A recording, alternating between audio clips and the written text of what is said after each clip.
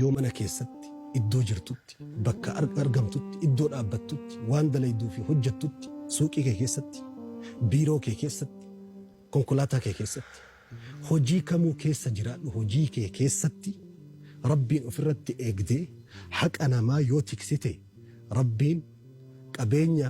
barakaa isaa hammaaramee haadhamee waraabamee hin dhumne dhangalaasa taarika keellee maqaa keellee waja'alli lisaana sidqin fil aakhiriin ummata duraan uf dura dhufuu deemu keessatti maqaa gaarii seenaa gaarii naa hambisi nabi Ibraahim jedhe rabbi si hambise tokko lammaffaa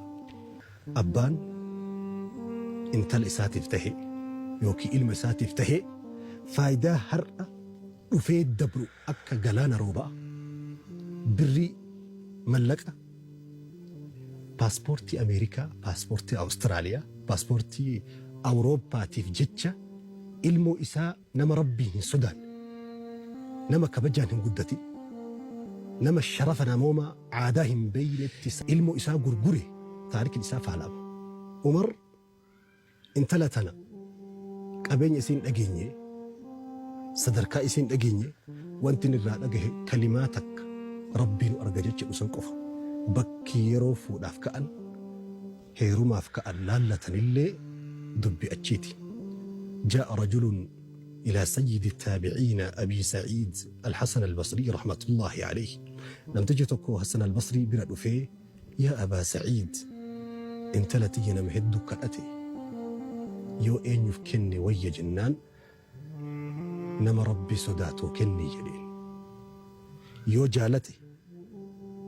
نكبجا يو جب موهن ظلو مجلين دبينا قنم نمني نما جالتي غاف نما جالتي nama kabaju gaafa nama jibbe namni nama miidhuu dhabu kanammoo nama rabbi sodaatu qofatu qaba. Namni jiruun duniyaa akka tokkotti hin teessu gaggaragalaa bulti. Amaloota har'a alatti wallaalalee walirraa gammadan kana gaafa mana oseenaa walirraa dhabutu jira. Wanni amala san guutuu ibidda sanitti bishaan naqummoo sodaa rabbii qofa. Bakki ilmoo ta'e ilaallatu qabdullee sodaa rabbii ta'uu seenaa kana keessa barra.